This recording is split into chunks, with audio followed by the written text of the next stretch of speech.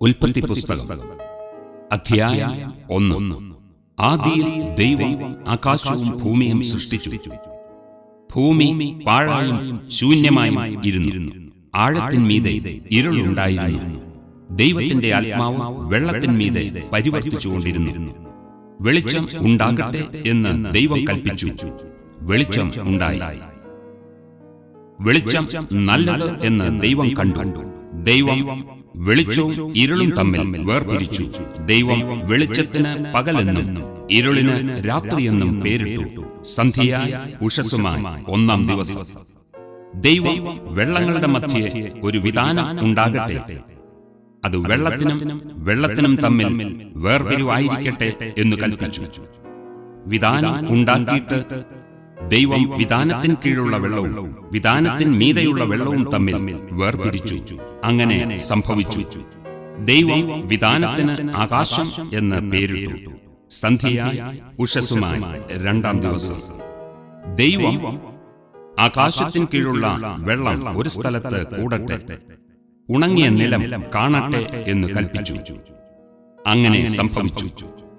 ഉണങ്ങിയ നിലത്തിന് ദൈവം ഭൂമിയെന്നും വെള്ളത്തിന്റെ കൂട്ടത്തിന് സമുദ്രമെന്നും പേരിട്ടു. നല്ലത് എന്ന് ദൈവം കണ്ടു. ഭൂമിയിൽ നിന്ന് പുല്ലും വിത്തുള്ള സസ്യങ്ങളും ഭൂമിയിൽ അതത് തരം വിത്തുള്ള ഫലം കായ്ക്കുന്ന വൃക്ഷങ്ങളും മുളച്ചു വരട്ടെ എന്ന് ദൈവം കൽപ്പിച്ചു. അങ്ങനെ സംഭവിച്ചു. ഭൂമിയിൽ നിന്ന് പുല്ലും അതത് തരം വിത്തുള്ള ഫലം കായ്ക്കുന്ന വൃക്ഷങ്ങളും മുളച്ചു വന്നു. നല്ലത് എന്ന് ദൈവം കണ്ടു. സന്ധ്യയായി ഉഷസ്സുമായി 3-ാം ദിവസം. പകലും രാവും തമ്മിൽ വേർപിരിവാൻ ആകാശവിതാനത്തിൽ വെളിച്ചങ്ങൾ ഉണ്ടാകട്ടെ. അവ അടയാളങ്ങളായും കാലം, ദിവസം, സംവത്സരം എന്നിവ തിരിച്ചറിവാനായും ഉതകട്ടെ. ഭൂമിയെ പ്രകാശിപ്പിപ്പാൻ ആകാശവിതാനത്തിൽ അവ വെളിച്ചങ്ങളായിരിക്കട്ടെ എന്ന് ദൈവം കൽപ്പിച്ചു. അങ്ങനെ സംഭവിച്ചു. പകൽ വാഴേണ്ടതിന് വലിപ്പമേറിയ വെളിച്ചവും രാത്രി വാഴേണ്ടതിന് വലിപ്പം കുറഞ്ഞ വെളിച്ചവുമായി 2 വലിയ വെളിച്ചങ്ങളെ ദൈവം ഉണ്ടാക്കി. നക്ഷത്രങ്ങളെയും ഉണ്ടാക്കി. ഭൂമിയെ പ്രകാശിപ്പിപ്പാനും പകലും രാത്രിയും വാഴുവാനും വെളിച്ചത്തെയും ഇരുളിനെയും തമ്മിൽ വേർപിരിപ്പാനുമായി ദൈവം അവയെ ആകാശവിതാനത്തിൽ നിർത്തി. നല്ലത് എന്ന് ദൈവം കണ്ടു. സന്ധ്യയായി ഉഷസ്സുമായി 4-ാം ദിവസം. വെള്ളത്തിൽ ജലജന്തുക്കൾ കൂട്ടമായി ജനിക്കട്ടെ. ഭൂമിയുടെ മീതെ ആകാശവിതാനത്തിൽ പറവജാതി പറക്കട്ടെ എന്ന് ദൈവം കൽപ്പിച്ചു. ദൈവം വലിയ തിമിംഗലങ്ങളെയും വെള്ളത്തിൽ കൂട്ടമായി ജനിച്ച് ചരിക്കുന്ന അതത് തരം ജീവജന്തുക്കളെയും അതത് തരം പറവജാതിയെയും സൃഷ്ടിച്ചു. നല്ലത് എന്ന് ദൈവം കണ്ടു. നിങ്ങൾ വർദ്ധിച്ച് പെരുകി സമുദ്രത്തിലെ വെള്ളത്തിൽ നിറവി, പറവജാതി ഭൂമിയിൽ പെരുകട്ടെ എന്ന് കൽപ്പിച്ചു. ദൈവം അവയെ അനുഗ്രഹിച്ചു. സന്ധ്യയായി ഉഷസ്സുമായി 5-ാം ദിവസം. അതത് തരം കന്നുകാലി, ഇഴജാതി, കാട്ടുമൃഗം, ഇങ്ങനെ അതത് തരം ജീവജന്തുക്കൾ ഭൂമിയിൽ നിന്ന് ഉളവാകട്ടെ എന്ന് ദൈവം കൽപ്പിച്ചു. അങ്ങനെ സംഭവിച്ചു. ഇങ്ങനെ ദൈവം അതതു തരം കാട്ടുമൃഗങ്ങളെയും അതതു തരം കന്നുകാലികളെയും അതതു തരം ഭൂചര ജന്തുക്കളെയും ഉണ്ടാക്കി. നല്ലത് എന്ന് ദൈവം കണ്ടു. അനന്തരം ദൈവം നാം നമ്മുടെ സ്വരൂപത്തിൽ നമ്മുടെ സാദൃശ്യപ്രകാരം മനുഷ്യനെ ഉണ്ടാക്കുക. അവർ സമുദ്രത്തിലുള്ള മത്സ്യത്തിന്മേലും ആകാശത്തിലുള്ള പറവജാതിയിന്മേലും മൃഗങ്ങളിന്മേലും സർവ ഭൂമിയിന്മേലും ഭൂമിയിൽ ഇഴയുന്ന എല്ലാ ഇഴജാതിയിന്മേലും വാഴട്ടെ എന്ന് കൽപ്പിച്ചു. ഇങ്ങനെ ദൈവം തന്റെ സ്വരൂപത്തിൽ മനുഷ്യനെ സൃഷ്ടിച്ചു. ദൈവത്തിന്റെ സ്വരൂപത്തിൽ അവനെ സൃഷ്ടിച്ചു. ആണും പെണ്ണുമായി അവരെ സൃഷ്ടിച്ചു. ദൈവം അവരെ അനുഗ്രഹിച്ചു. നിങ്ങൾ സന്താനപുഷ്ടിയുള്ളവരായി പെരുകി ഭൂമിയിൽ നിറഞ്ഞ് അതിനെ അടക്കി സമുദ്രത്തിലെ മത്സ്യത്തിന്മേലും ആകാശത്തിലെ പറവജാതിയിന്മേലും സകല ഭൂചര ജന്തുവിന്മേലും വാഴുവീനെന്ന് അവരോട് കൽപ്പിച്ചു. ഭൂമിയിൽ എങ്ങും വിത്തുള്ള സസ്യങ്ങളും വൃക്ഷത്തിന്റെ വിത്തുള്ള ഫലം കായ്ക്കുന്ന സകല വൃക്ഷങ്ങളും ഇതാ. ഞാൻ നിങ്ങൾക്ക് തന്നിരിക്കുന്നു. അവ നിങ്ങൾക്ക് ആഹാരമായിരിക്കട്ടെ.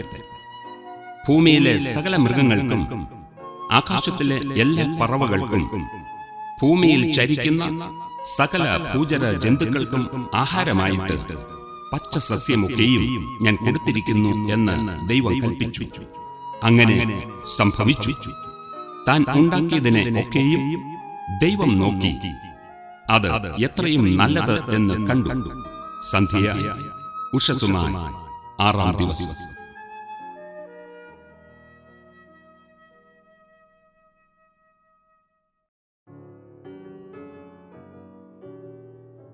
അധ്യായം 2. ഇങ്ങനെ ആകാശവും ഭൂമിയും അവയിലുള്ള ചരാചരങ്ങളൊക്കെയും തികഞ്ഞു.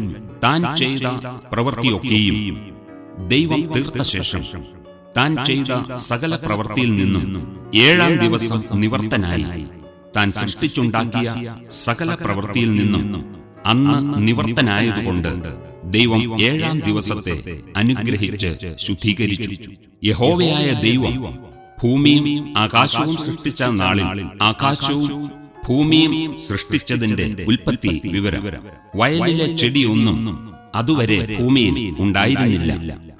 വയലിലെ സസ്യമൊന്നും മുളച്ചിരുന്നതുമില്ല. യഹോവയായ ദൈവം ഭൂമിയിൽ മഴ പെയ്യിച്ചിരുന്നില്ല. നിലത്ത് വേല ചെയ്യുവാൻ മനുഷ്യനും ഉണ്ടായിരുന്നില്ല. ഭൂമിയിൽ നിന്ന് മഞ്ഞു പൊങ്ങി നിലമൊക്കെയും നനച്ചു വന്നു. യഹോവയായ ദൈവം നിലത്തെ പൊടികൊണ്ട് മനുഷ്യനെ നിർമ്മിച്ചിട്ട് അവന്റെ മൂക്കിൽ ജീവശ്വാസം ഊതി. മനുഷ്യൻ ജീവനുള്ള ദേഹിയായി തീർന്നു. അനന്തരം യഹോവയായ ദൈവം കിഴക്ക് ഏദനിൽ ഒരു തോട്ടമുണ്ടാക്കി താൻ സൃഷ്ടിച്ച മനുഷ്യനെ അവിടെ ആക്കി. കാണുവാൻ ഭംഗിയുള്ളതും തിന്മാൻ നല്ല ഫലമുള്ളതുമായ ഓരോ വൃക്ഷങ്ങളും, തോട്ടത്തിന്റെ നടുവിൽ ജീവവൃക്ഷവും നന്മ തിന്മകളെക്കുറിച്ചുള്ള അറിവിന്റെ വൃക്ഷവും യഹോവയായ ദൈവം നിലത്തുനിന്ന് മുളപ്പിച്ചു. തോട്ടം നനപ്പാൻ ഒരു നദി ഏദനിൽ നിന്ന് പുറപ്പെട്ടു. അത് അവിടെ നിന്ന് 4 ശാഖയായി പിരിഞ്ഞു. ഒന്നാമത്തേതിന് പീശോനെന്ന് പേർ.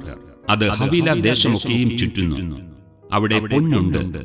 ആ ദേശത്തിലെ പൊന്ന് മേത്തരമാകുന്നു. അവിടെ ഗുൽഗുലുവും ഗോമേതകവുമുണ്ട്. 2-ാം നദിക്ക് ഗീഹോൻ എന്ന് പേർ. അത് കൂശ് ദേശമൊക്കെയും ചുറ്റുന്നു. 3-ാം നദിക്ക് ഹിദ്ദേക്കൽ എന്ന് പേർ.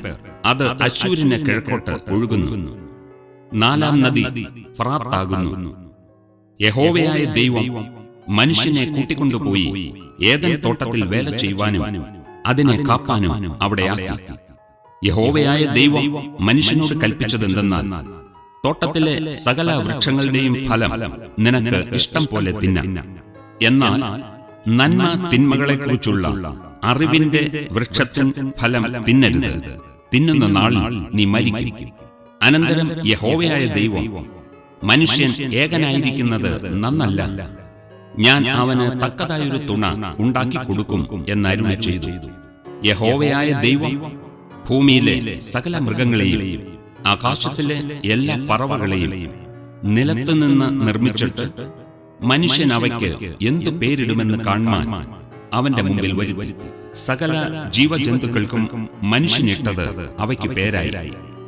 മനുഷ്യൻ എല്ലാ കന്നുകാലികൾക്കും ആകാശത്തിലെ പറവകൾക്കും എല്ലാ കാട്ടുമൃഗങ്ങൾക്കും പേരിട്ടു. എങ്കിലും മനുഷ്യന് തക്കതായൊരു തുണ കണ്ടുകിട്ടിയില്ല. ആകയാൽ യഹോവയായ ദൈവം മനുഷ്യന് ഒരു ഗാഢനിദ്ര വരുത്തി.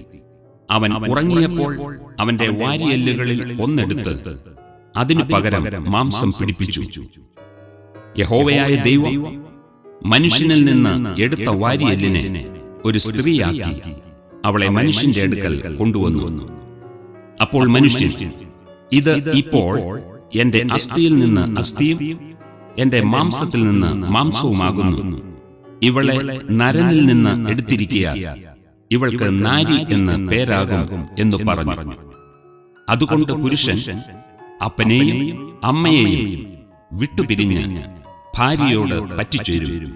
അവർ ഏക ദേഹമായി തീരും. മനുഷ്യനും ഭാര്യയും ഇരുവരും നഗ്നരായിരുന്നു. അവർക്ക് നാണം തോന്നിയില്ല താനും.